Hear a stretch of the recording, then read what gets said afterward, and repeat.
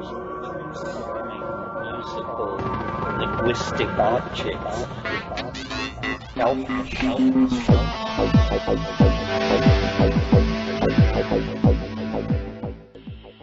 Greetings from Cyberdelic Space. This is Lorenzo, and I'm your host here in the Psychedelic Salon. And if you've visited my Facebook page, you already know that the salon is in kind of a hiatus.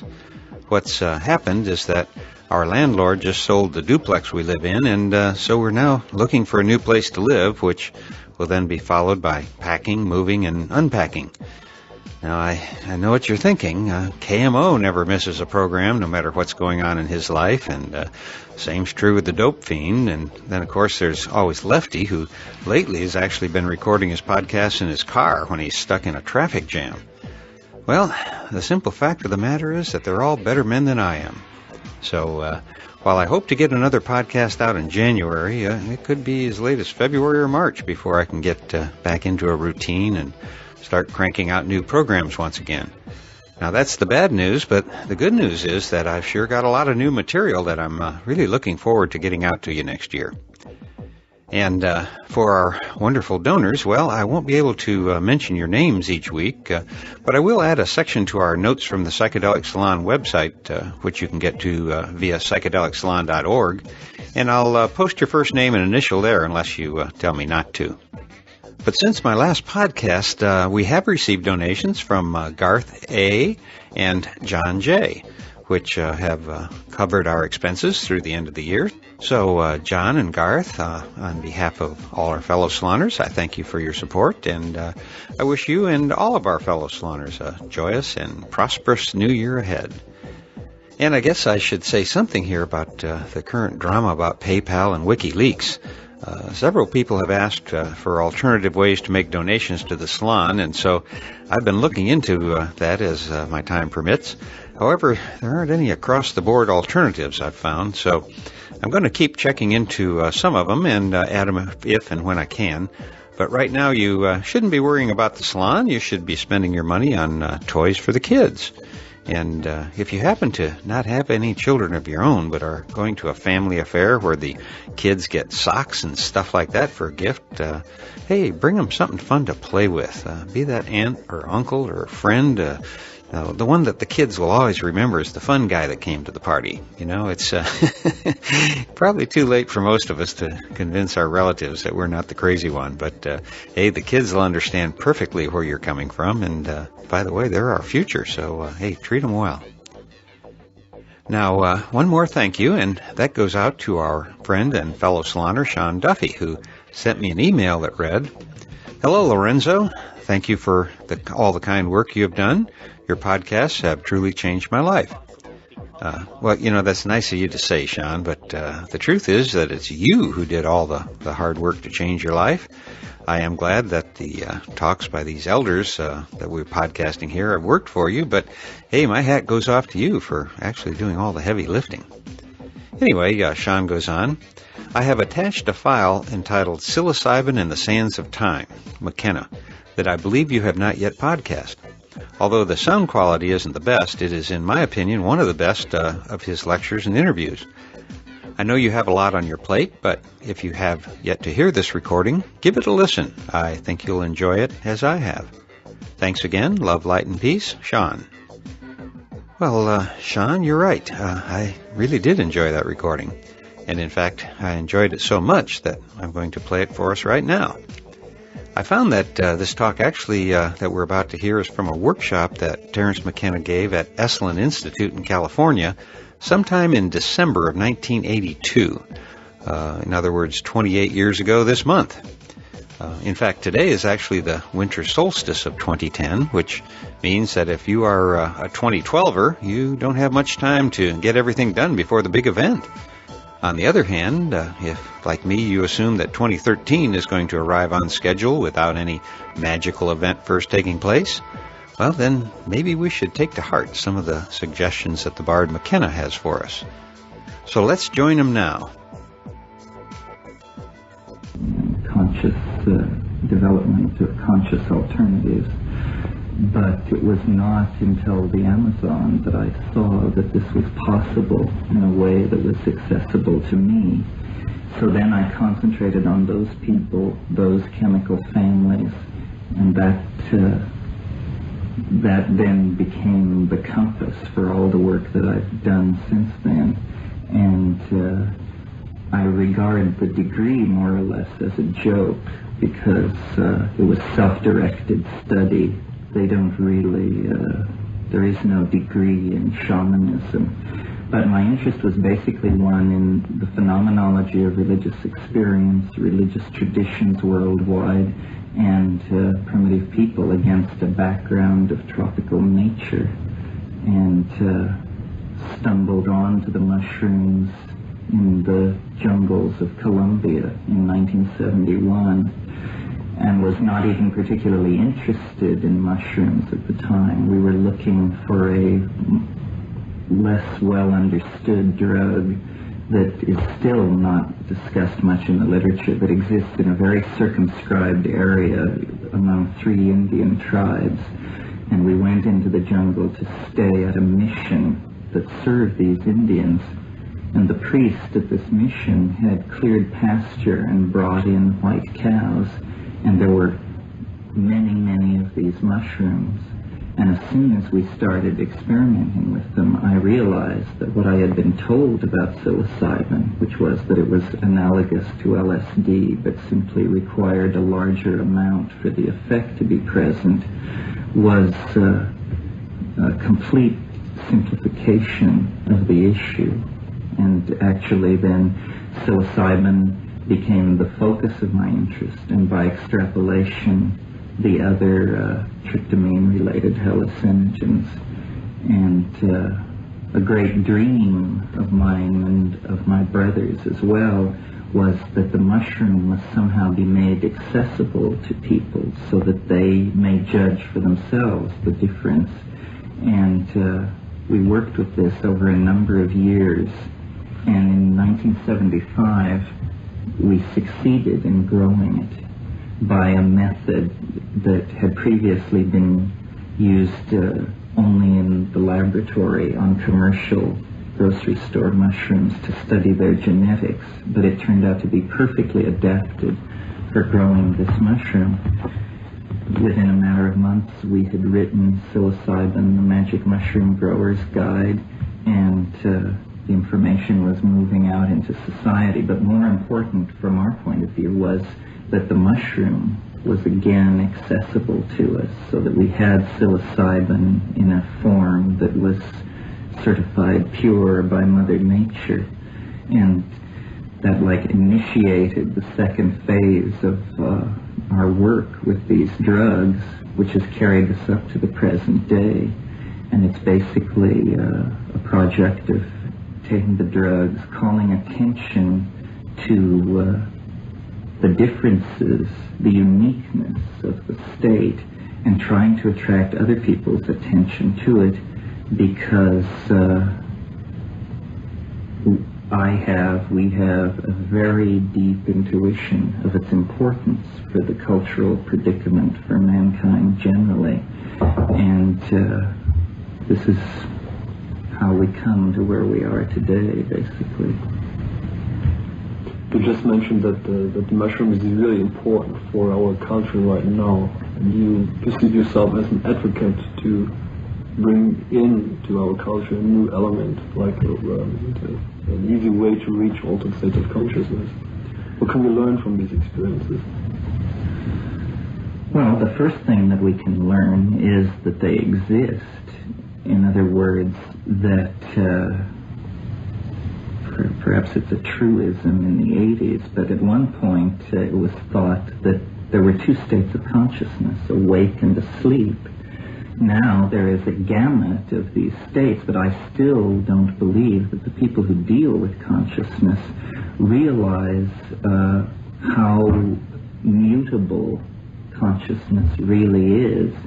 There is a prejudice against the use of drugs because there is an inherent dualism built into Western thought, where people value the experience if it is endogenously produced through ordeal or personality or dieting, but is undervalued if it comes from drugs. This has, in my opinion, held back the Western development of understanding consciousness, because quite simply these states I do not believe are accessible by any means other than drugs. And this is heresy to a number of people, but the evidence that I lay in favor of that contention is the history of human art and literature and music and painting is surprisingly empty of the motifs which exist in the tryptamine-induced ecstasy. And always when I speak of hallucinogens, I'm speaking of this limited family of drugs, not LSD or ketamine or mescaline, but psilocybin and DMT and combinational drugs which utilize strategies for making that effect noticeable.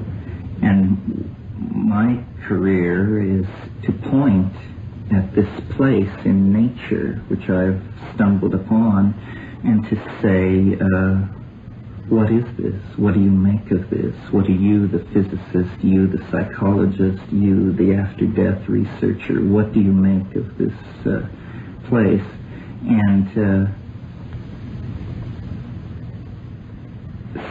even the most sophisticated consciousness researchers tend to hurry over drugs or to focus on one drug to the exclusion of others. And yet, psilocybin has not received this kind of attention and treatment. And why that is, I'm not sure. I think that the element of terror involved in doing it, the fact that it does not bathe your ego in a cloud of certitude or assurance that everything is going to be fine. It is much more cut and dried than that, and it's a challenge. It is when you are out in the billows, as I call it, because it seems to come in waves like sets of billows. When you're out in the billows, you are against the power of mind, up against the power of mind to such a degree that you know that the entire enterprise hangs in the balance, that no matter how much you've been told about dosage and this kind of thing, that the mind actually holds the key to life and death, and that those parts of your control board which are normally masked from you are suddenly unmasked, and the buttons are there for you to manipulate to the degree that you understand them.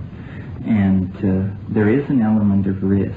I never tell people that there isn't, but I think that the risk is worth it, because I think these bizarre dimensions of beauty and information are actually, it is an intimation of these things that gives human history its coherency. In other words, this is not a peripheral issue to the general phenomenon of human becoming in time. It is actually, because the evolution of the human species is the evolution of the human mind, these consciousness expanding agents actually anticipate an end state in the evolution of the human mind, and so they cast enormous reflections back over the historical landscape. It is they which generate religions and physics and messianic careers and outbreaks of great psychic accomplishment and disgrace. And until we understand this, until we understand that there is a teleological object at the end of human history and that it can be known, we will continue to live the kind of limited intellectual existence that has characterized the last 500 years or so of Western development.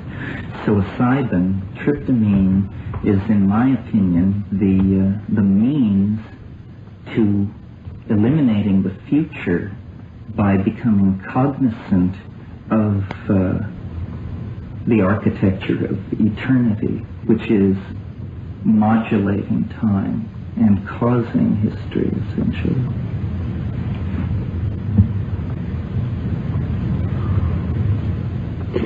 How do you perceive in this context the future of mankind and the human mind? Well, I've said many times, the human history is a lunge across 15 or 20,000 years of time, from the primitive stone-chipping primate to that creature which will walk into a transdimensional vehicle and leave the solar system and human history and the concerns of the human monkey far behind. And this may take 1,000 generations of people, but as a biological fact, as an emergent process of planetary significance, that is only a microcosm, a microsecond of cosmic time. The immediate future of man lies in the imagination, and in seeking the dimension where the imagination can be expressed.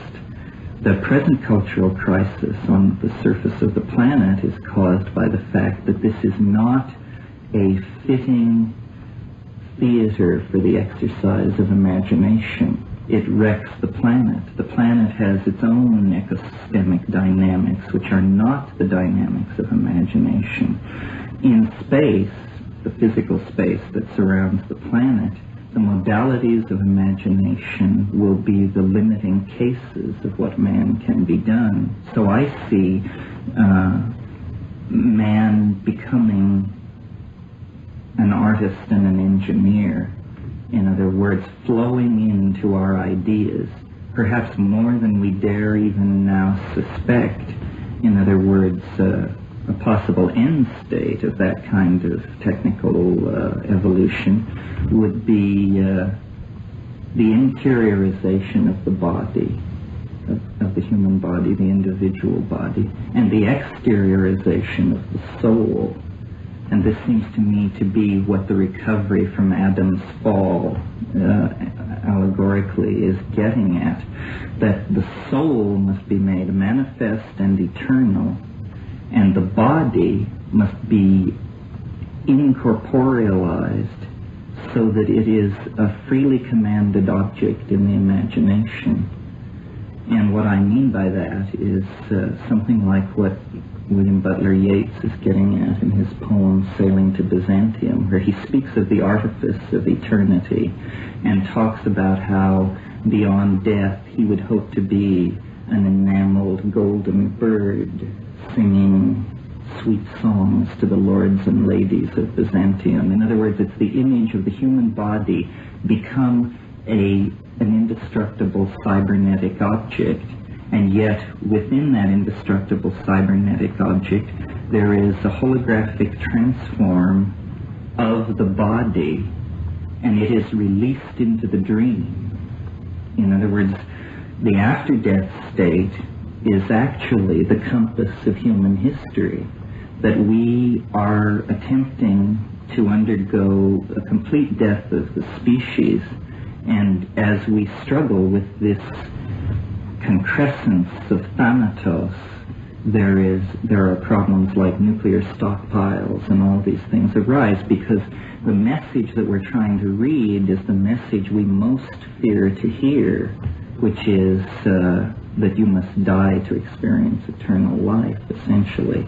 But what this death that we're talking about is an understanding that the human, the Dasein, the being of human beings, desires to be released into the imagination. And until we confront death with the attitude that it is the after-death state that needs to enter history, there will be a great deal of anxiety. It's like a birth.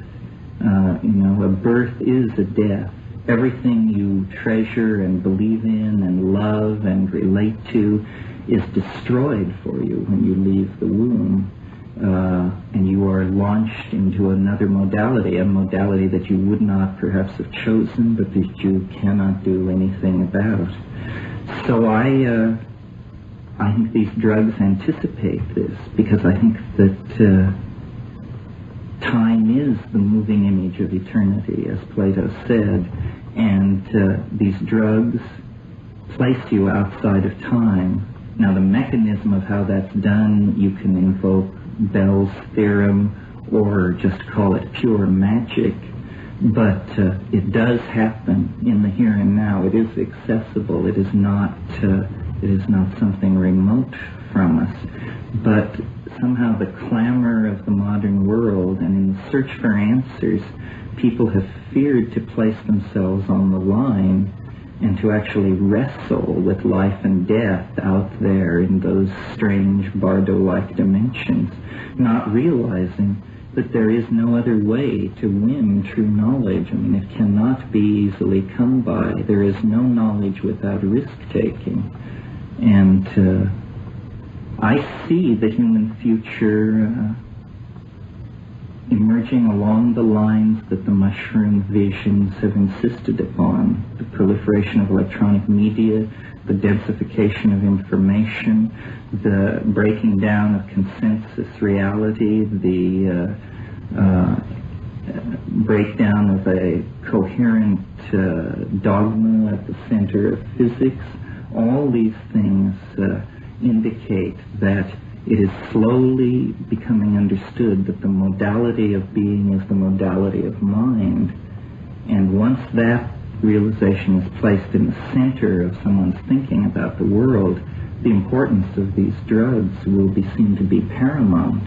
And once that culture places that understanding in the center of its model of the world, these drugs will then point the way, and we will be much closer to the end of history that I think we all desire, consciously or unconsciously, a cutting of the Gordian knot and a release of the human species and individual into the dream, basically.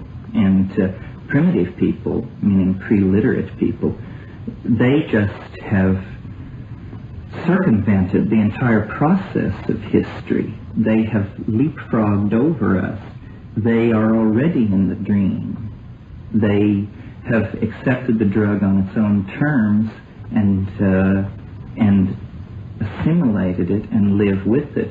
The problem with that, for them and for us, is that we are destroying their world, and our intellectual equipment is such that we can never have that naive epistemological approach to these phenomena, because we know about techne. We know that energy can be manipulated to achieve effects, and so it isn't enough for us to try to recreate the shamanism of pre-literate people. We have to go into the shaman space with the a priori categories of Kant, with the eidetic reduction of Wittgenstein, with the ideas of Merleau-Ponty and Whitehead.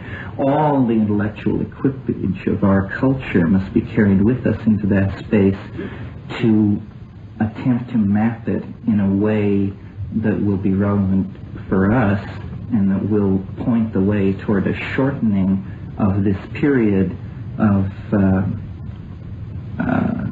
shock and the accumulating shock waves, like the bow shock of ionized particles or energetic particles meeting the magnetic field of the planet.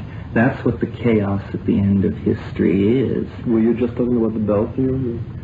No, I'm talking about a shock wave which precedes eschatology and is modern times, basically. I mean, it has been increasing throughout history, but as we grow closer to this moment where the human mind will evolve into hyperspace,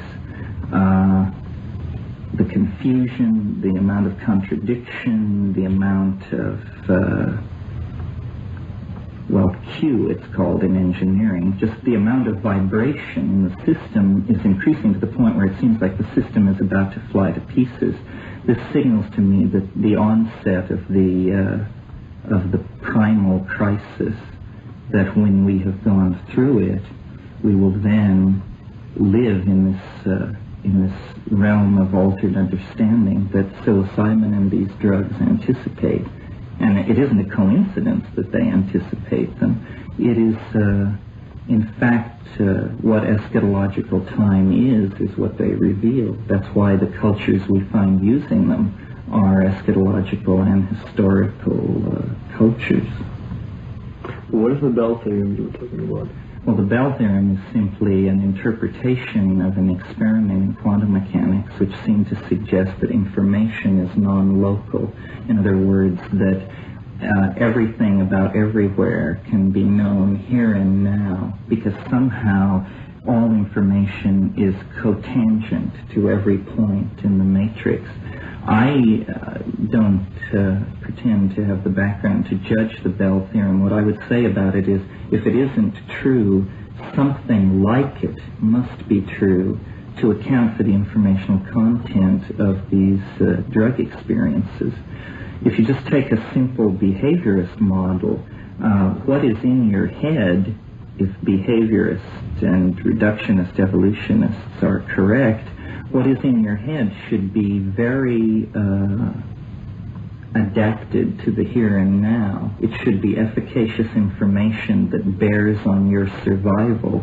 Instead, what we find when we take these drugs is a density of information, an alienness of information, an inapplicability of information to the human condition that suggests that information is available that has no bearing on the life of the individual or the success of his evolutionary strategy. And I just cannot believe that these things are built into the human psyche. I have, as I say, I was involved with Jungian ideas, and those archetypes and those archetypal processes are not what I'm talking about. I'm talking about the thing which, for want of a better word, we call the alien or the extraterrestrial, the thing which comes out of the drug experience that is unenglishable, beautiful, but so bizarre that it seems to exceed human categories. Some people talk about entities. Yes, it can present itself as an entity. It can present itself in a number of different ways. It is the central mystery of our age. We are so alienated, or let me restart that. The relationship of intellectuals alive today who are familiar with the state of modern science and that sort of thing to a question like the existence of extraterrestrials is approximately in the same place or degree of closure as the relationship of 15th and 16th century intellectuals to the real properties of matter. In other words, they had only a tenuous grip on the real properties of matter, and consequently alchemy could exist, could project the hopes of human psychic transformation onto inert matter, because so little was known about the real nature of matter that it seemed a reasonable place to expect these kinds of things to happen. The present state of thought today is that it's highly likely that there are extraterrestrials somewhere out among the stars. The state of the development of our chemistry, astrophysics, linguistics, etc., makes it reasonable for us as moderns to expect that. So then consequently we go into our heads, and there seems to be the extraterrestrial. It may be a true extraterrestrial, but it is odd that it has hidden itself in the place where we expected to find it. And this causes me to assume that actually it's something far more profound than an extraterrestrial. It's something which, to gain our confidence, is disguised as an extraterrestrial, because its real nature is so much more devastating than that. That is the way in which it insinuates itself into our lives, so that we can dream of a hegemony of organized intelligence out in the galaxy that we will relate to and be assimilated into. What I think is going on is that actually the most intelligent life form on the planet is not man and his institutions. It is the overmind of the human species, which is a diffuse organism of technical artifacts like computers and information transfer and retrieval systems, and human beings. But human institutions are like myths woven by the individual human cells that make up society. The real controlling modality on the planet is never visible, and it is this group mind, and it controls the release of ideas into history by designating certain people as geniuses, and if there's a certain kind of imbalance, a certain kind of religion will arise to collapse that imbalance. If technical advancement is outstripping the evolution of ethics, a religion can step in to freeze these developments so that one can catch up with the other.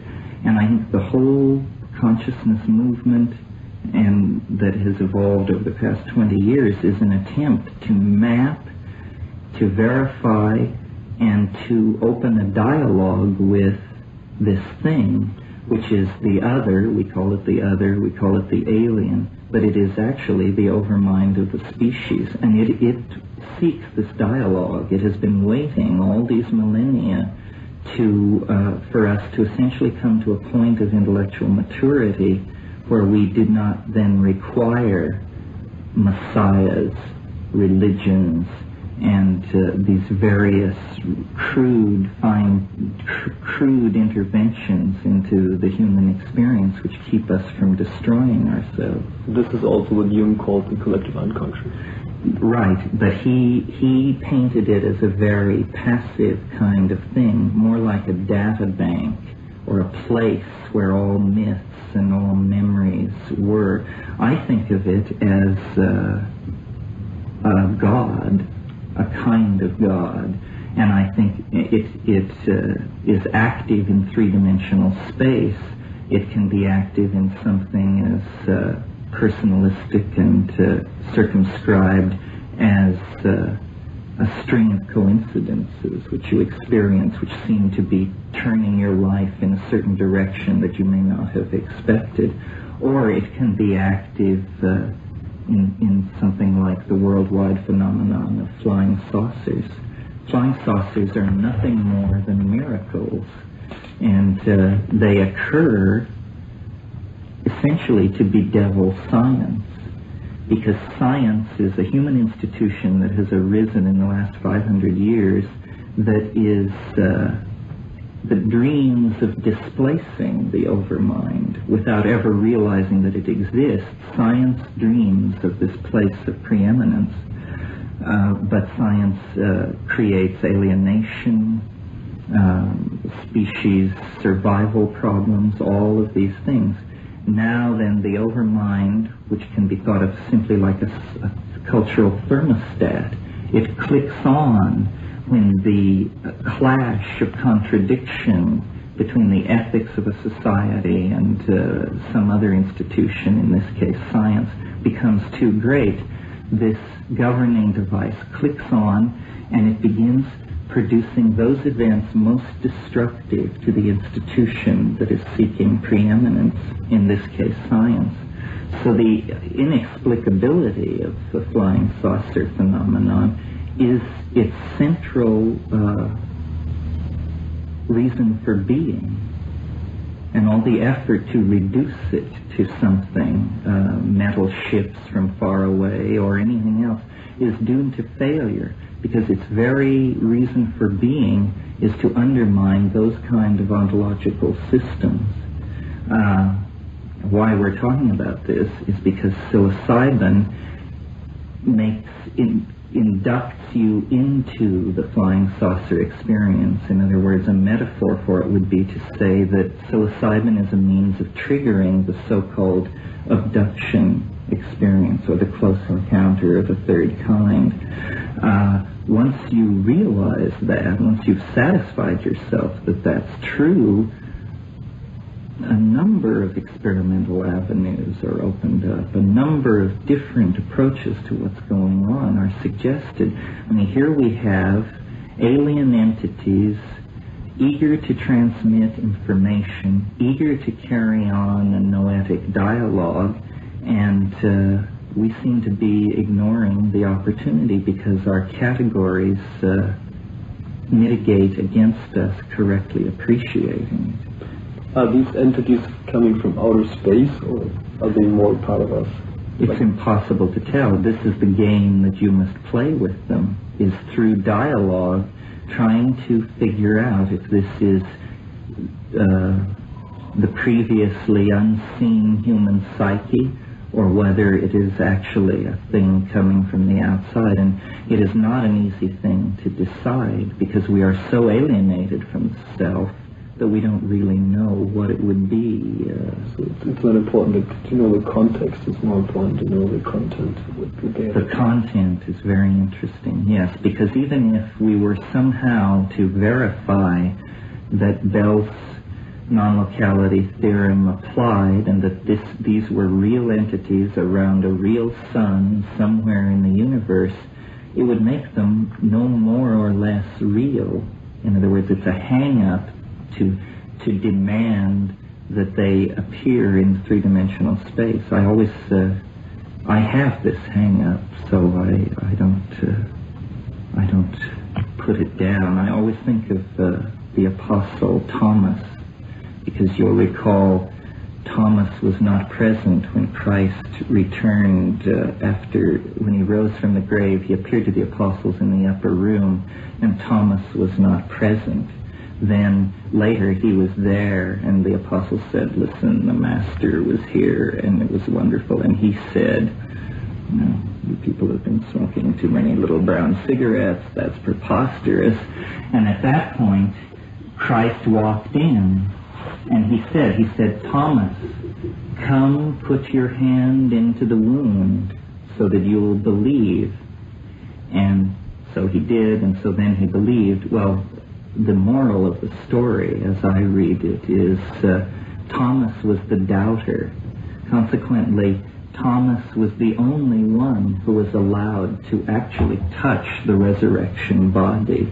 It was because he doubted that he was vouchsafed this position of preeminence.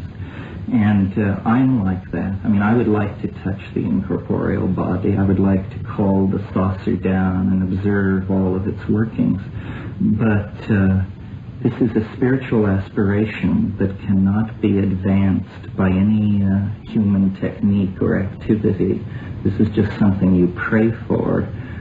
In the meantime, the job is to map it and describe it and explore it and try to direct the attention of other people more intelligent than myself to this astonishing fact, really. I mean, I'm troubled by the fact that so many strange claims are made today, so many forms of aliens and channeling and voices in the head, that when I began all this 10 years ago, I was afraid to speak because I sounded mad, even to myself, and I sounded like a voice in the wilderness.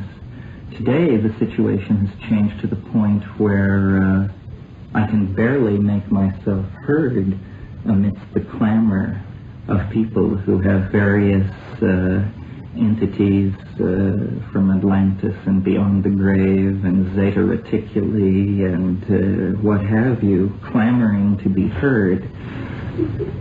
So I take it on faith, and I ask you to take it on faith, that I am somewhat more objective and somewhat more interested in hard facts than these other channelers. I would like people to take a look at this phenomenon and then tell me what they think. And it involves risk. People fear to do it. Careers are placed on the line. It is not easy to make a career out of taking a psychedelic drug. It is not a thing which mixes well with the politics of any institution, a university or research institution, that kind of thing. Perhaps this is why shaman are the primary sources of information about it. Terry, are you a shaman? Are you an exploring shaman? I'm an exploring shaman. I wouldn't claim to be a shaman, but I think anybody who takes these things and goes out and tries to navigate through and make maps and bring back data is a shaman for sure. Do you want that everybody takes this drug, goes out and takes the drug? Or? No, I don't think so. I think it's very dangerous. I do not tell people that it's safe because I don't have the faith that it's safe. I know what the pharmacological literature says, and it says that it's safe, that at the doses where these effects occur, there can't possibly be a problem. But this seems to me to be the naivete of materialists, and we shouldn't be in a hurry to believe them, even though it might make us more comfortable to do so. In other words, it's saying, the drug may not be toxic, but you may be self-toxic, and you may discover this on the drug in the drug experience. So you have to hone yourself and be clean, and you never know if you're clean enough until it's too late, because each journey into that dimension is a total existential commitment, and the element of fear is always there. I mentioned this morning, that I think the fear validates it. I think it's fine to take drugs for pleasure, but it should be labeled as taking drugs for pleasure. And the high doses of psilocybin that are necessary to elicit entry into these places, it requires, as it says in Hamlet, you must screw your courage to the sticking place.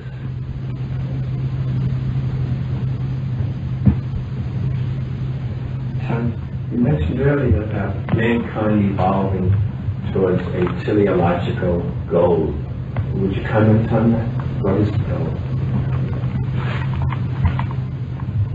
Well, I don't think there is a final goal and an end to history. But speaking relative to the history of the past 4,000 or 5,000 years, I think the goal is, as I said, to invert the relationship of body and soul, so that the body becomes an image in the imagination, and the soul becomes an exteriorized, solid-state piece of circuitry which maintains everything else in stasis.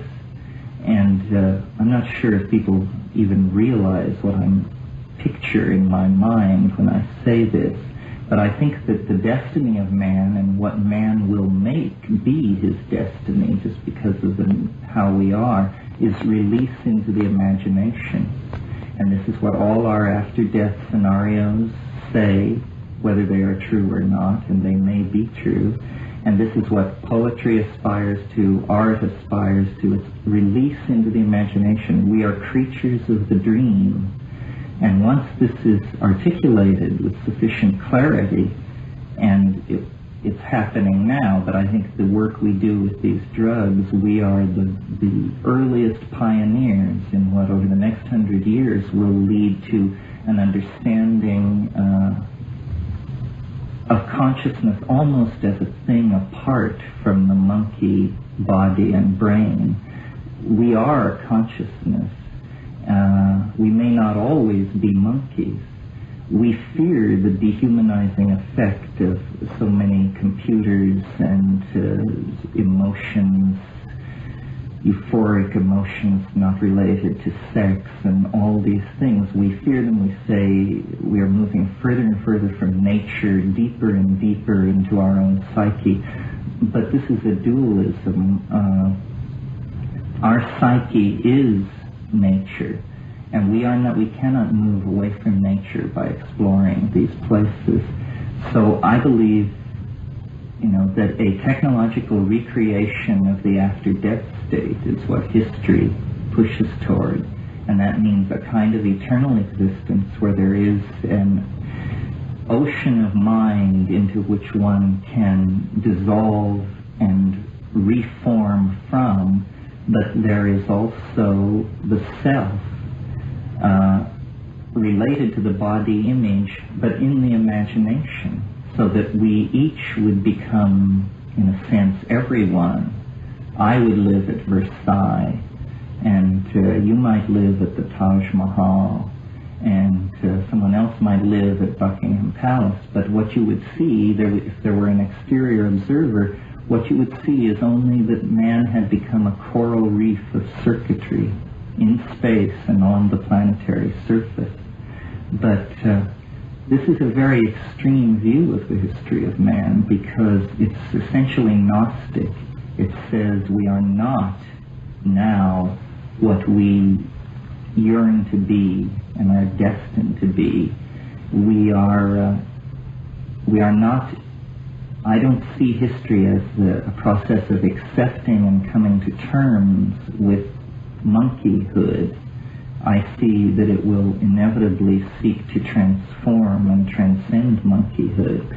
And this will be very frightening. I mean, it's frightening. Imagine if even a 15th century person were to be in this room with us, and the value systems, the clash of assumptions about what is important and unimportant. And this will be a much more intense change. And whether it is good or bad rests on a question that I have no answer for. And the question is man good? And this, I maintain, is the central thing to dig at, and we cannot know, and there's evidence pro and con. I have the faith that man is good, so I don't fear this future. But if someone had a doubt, even a small doubt about that, then they would be repelled by this. And I take all these movements which want zero-sum growth and reject technology, reject space colonization, reject drug experimentation as artificial. These people would be very alarmed by this kind of a point of view, but they do not seem to realize that the momentum toward this kind of thing is now so great in terms of human culture and that sort of thing, that there can be no turning back. We are either going to change into this cybernetic, hyperdimensional, hallucinogenic angel, or we are going to destroy ourselves. The opportunity for us to be happy hunters and gatherers integrated into the balance of nature, that fell away 15,000 years ago and cannot be recaptured. I think Gerard O'Neill made it in answer to this very objection. He said, "The earth is the cradle of mankind. There is no question about that. But you do not remain in the cradle forever." And this is a birth crisis that we're going through. For the entirety of human history has been the story of the monkey becoming the flying saucer. And it is taking just that long in geological time.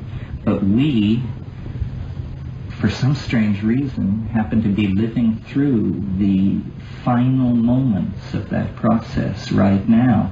And it is a turbulent, chaotic, multidimensional metamorphosis that is, there's never been anything like it on this planet before. It's absolutely astonishing. Information which was locked for kiliocosms of time into the DNA of plants and animals, has through the hand and articulate voice of man been able to bootstrap itself out of the DNA and into these culturally validated, rapidly operating electromagnetic codes and languages.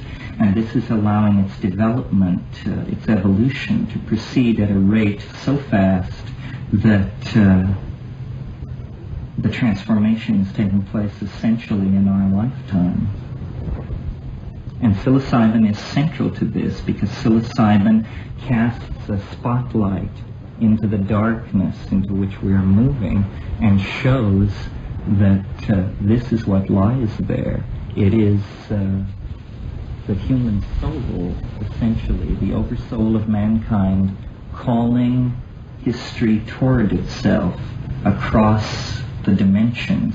And it's taking only a moment, but on the other hand, it's taking 20,000 years. And it is the great adventure of becoming, and we are very, very privileged to be in this final ticking out of the last seconds of the third act. Do you have any comments about the fact that DMT is located in the human brain? Well, I think that puts, in some senses, a strong piece of evidence for the argument that I've been making. Not only is DMT endogenous in the brain, but beta-carbolines of the sort that occur in ayahuasca are endogenous in the brain as well. These things, as I mentioned this morning, the shift of a single atom on the ring structure of one of these molecules can cause a compound to go from inert to highly active. Well, that means then that it's probably very reasonable to say that we are as close to shifting the level of endogenous hallucinogens in our head. We are probably only a one gene mutation away from that happening. And if you know anything about how biological evolution works, it isn't that a change, a mutation occurs, and the mutation is found to be better adapted than the previous form, and hence the mutation dominates. That is not the way evolution works. The way it works is you have the normal expression of the genotype in a population, and then you have mutations being thrown up all the time, and they are usually quenched, except in the situation where the environment shifts so that new selective pressures are operating in the environment. When new selective pressures begin to operate, a gene that was previously without consequence may suddenly have immense consequences. So then every member of the population that you're looking at that has that gene suddenly is in a much more advantageous position to advance their evolutionary strategy. And I think that certainly modern existence has changed the selective pressures on the human genome. And now it is people who are far out, that's simply a gloss. It is the people who are far out who are gaining advantage in the evolutionary jostling for efficacious strategies. And this, you're right, Frank, this is happening on the hardware level, on the level of endogenous tryptamines and that sort of thing. I think schizophrenia is essentially, in a way, a disease of modern times, and it is, though it's always existed, of course, but the incidence of it and the incidence of schizoid, not schizophrenic personalities and types is because the modalities of evolutionary selection are shifting. It's as though if you think of a rainforest that has been above water 200 million years, all evolutionary niches have become occupied. Everything is at steady state. There is not going to be any dramatic radiation of a new species because everything has been worked out and the energy flows are so tight, nothing can gain a leg up on that situation. But if you clear 1,000 acres of forest and reduce it to rubble, essentially open land, then what are called invader species come in there, and they very quickly gain dominance, where in the jungle, at steady state, you never see those plants. You never see weedy, annual, heavily seeding plants in the jungle. The jungle strategy is for enormous plants which produce small numbers of seeds. And this is, again, an analogy to the modern situation, that modernity is a desert, and we are jungle monkeys. And so new evolutionary selective pressures are coming to bear upon the human situation. New ideas are coming to the fore. Psilocybin is a selective filter for this. The wish to go to space is a selective filter for this. Just the wish to know your own mind is a selective filter for this. But this is part of the picture. This is what's happening. It's inevitable. It's a very good thing, I think, if you have faith that man is good. And I follow the Renaissance Platonists on that. I think man must be the measure of all things. What else could possibly serve with certainty? So that's all I would say about that. You stated earlier that psilocybin is coming from outer space, or that there's a possibility that this mushroom is... There's a possibility of that. Fred Hoyle and an associate of his have come to my aid on this, saying that spore-bearing life forms, because spores have the capacity to survive in the conditions of outer space, that spore-bearing life forms may, over truly large scales of time, percolate out through the galaxy and serve as a basis for the evolution of life on various planets, or insert themselves into already existing planetary ecologies and insert themselves there. On these matters of specific fact, like is the mushroom an extraterrestrial and that sort of thing, I haven't the faintest idea. The mushroom itself is such a mercurial, elusive, Zen sort of personality that I never believe a word it says. I simply entertain its notions and try and sort through them. And I found that to be the most enriching approach to it. To know that the option of believing that is there on hard evidence is very exhilarating. As to what is really going on, the mushroom assures me that I haven't got even the faintest grip on what is really going on. But something is going on. Can I ask another question? Sure. What do you think is evil? And can these mushrooms be misused? Well, I think anything can be misused. Most evil is trivial. And if I could speak off the top of my head, the only evil that associates itself with mushrooms is taking it but taking too little. In other words... Did you define evil? Evil is... there's a word I want. It isn't twiddle, but it's something like that. Evil is when you play at things, not in play in the Hindu cosmic sense, but where you fiddle with things, you muck with things because you don't want to get your feet wet. You want to be able to say you've done these things, but you never want to really place your validity on the line.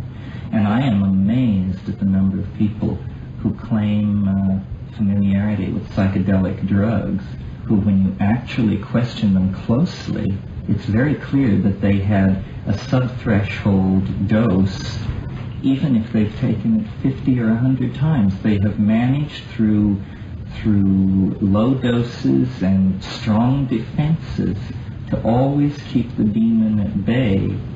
That's the demon with a D-A-I, to keep the demon at bay, and they don't know what they're talking about.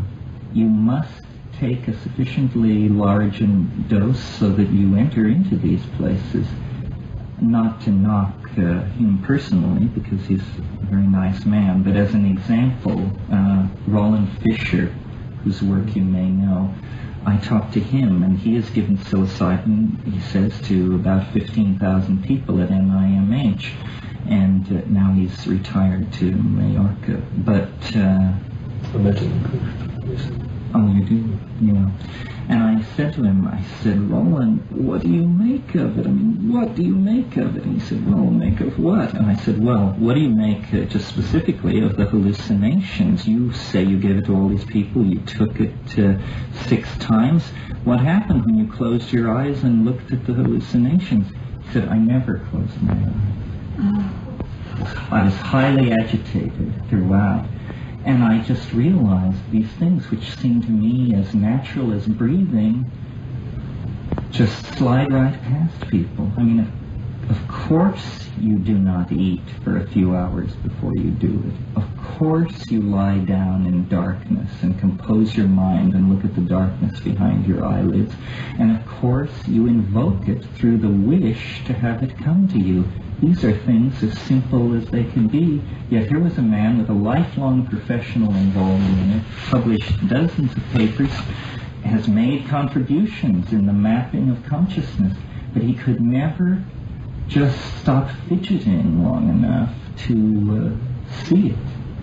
So my idea of that as evil. Evil is anything which trivializes a mystery would be evil. And since this is a mystery, any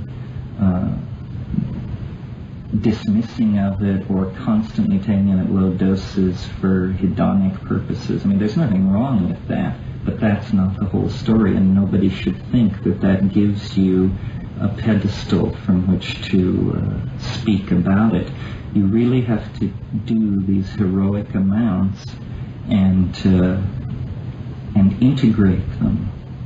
This is something I haven't even talked about in this interview, but these things are very state-bounded, a term which Roland Fisher, in fact, coined. That simply means that they're very hard to retain and remember what exactly happened at the peak of the flash, and you come down and you say, well, it was very strange, there was information, there were entities, but I just can't get back to it. The way to overcome that is to be as psychedelic in your down life as possible.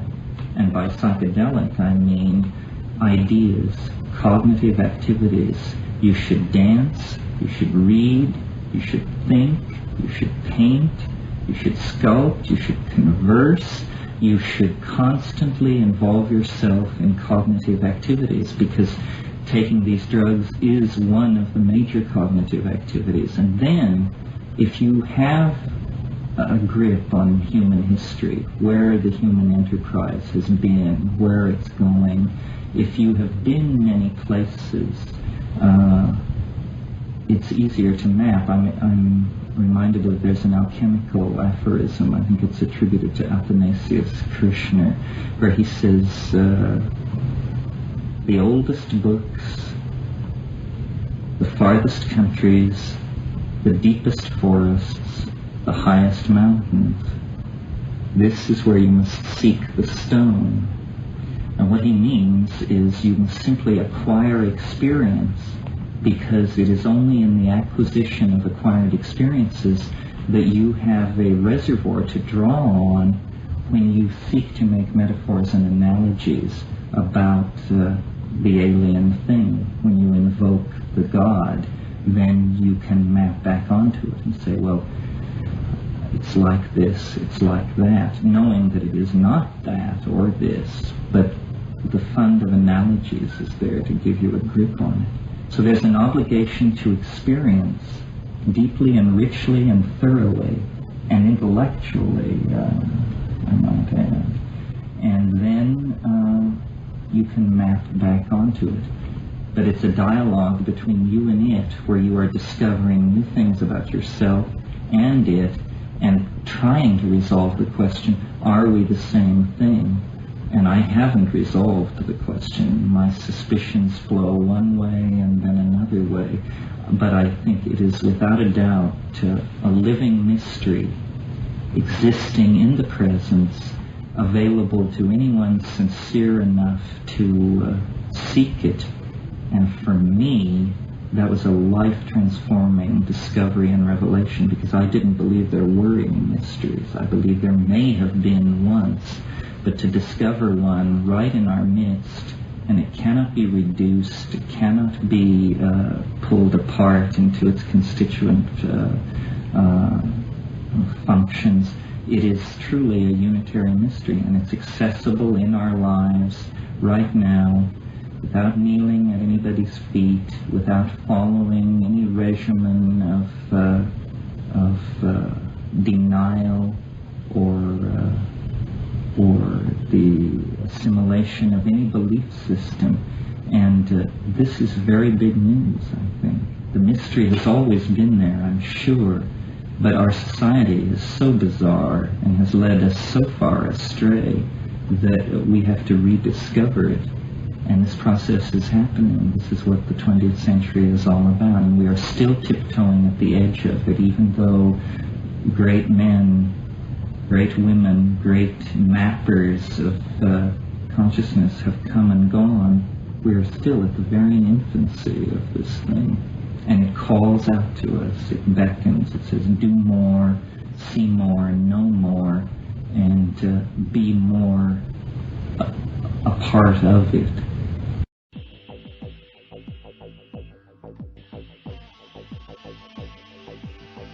You're listening to the Psychedelic Salon, where people are changing their lives one thought at a time. Did you catch what Terence said near the end of this lecture when he was talking about the other and whether we are the same as it? And then he said he hadn't actually quite resolved that question yet. Well, that's where I am as well. Once I quit believing things, but instead began using what I call working hypotheses about the cosmos, well, I've now gone from a single belief to dozens of working hypotheses. It certainly is less constricting, and once you get used to it, it's kind of nice to just accept the fact that until we die, we simply aren't going to have any real answers about the next stage of our journey. And so it seems to me that the only sensible thing to do is to get together with as many friends as we can and dance, and then just keep on dancing for as long as we can. I'm sure there are other ways to spend a life, but for me, singing and dancing seem really close to the top. But maybe the best thing for us to do is simply just to get together more often with friends and family. And it doesn't even have to be in person all the time either. For example, at the recent psychedelic conference in L.A., I bumped into my friend Alan, who told me that up in British Columbia, up around Nelson, where Dustin still holds forth late on Sunday nights, he'll sometimes hear cuts from the salon. So that got me to thinking, and late last Sunday night I stayed up. I vaped a little BC bud and then tuned into Kootenai Cooperative Radio over the net and had a virtual evening knowing that there were other saloners doing the same thing right then. Plus, I was lurking on the GrowReport.com's forums at the same time, which is about as close to multitasking as I can get anymore. Anyway, hey, don't think that you're alone out there in cyberdelic space, because you aren't. There's a lot of us out there, and we're all connected one way or another. And as my favorite Canadian comedian, Red Green, says, keep your stick on the ice. It only gets better. Here we are at the end of the year 2010, and what a year it's been, huh? At this very moment, I think we can all sense that there is probably a little more sorrow in the world right now than is normal. Even among the most affluent among us, those who are financially able to travel home for the holidays. Even the well-off are having a hard time right now. On top of all the political upheavals going on, the whole planet, it seems, is experiencing unusually difficult weather, and travelers everywhere are having a less than pleasant time of it. Maybe this is nature's way of letting us know those of us who are more well off, at least, maybe we should be able to find a little more empathy for the vast majority of our fellow humans who are having hard days like this every day. You know, recently there have been a few days when I decided to feel sorry for myself and got depressed about having to move once again, but then I took a look around and I see how unbelievably fortunate I am. You know, sure, there are a lot of problems in my life, just like we all have. Hey, you know, that's life. But you know what? There are quite literally billions of people who have it significantly worse than I do. And although it pains me that I'm not in a position to help them all out, there's something I can do, and I think you can do too, to make the world just a little bit better. And that is find a couple of small children and bring a smile to their faces. Even if it's only for an instant, every moment of joy we can bring to those little innocent beings, well, the better the world becomes. And if your holidays aren't going perfectly well, don't take it out on the kids. Hey, we're the ones who have created everything in this world right now, and they haven't had a chance yet. So go out of your way to smile and be nice to the little ones and see if it doesn't make your world a little better too. And so that'll do it for today. And again, happy Winter Solstice 2010. And again, I'll remind you that this and most of the podcasts from the Psychedelic Salon are available for you to use in your own audio projects under the Creative Commons Attribution Non-Commercial Share-alike 3.0 license. And if you have any questions about that, just click the Creative Commons link at the bottom of our Psychedelic Salon webpage, which you can get to via psychedelicsalon.org.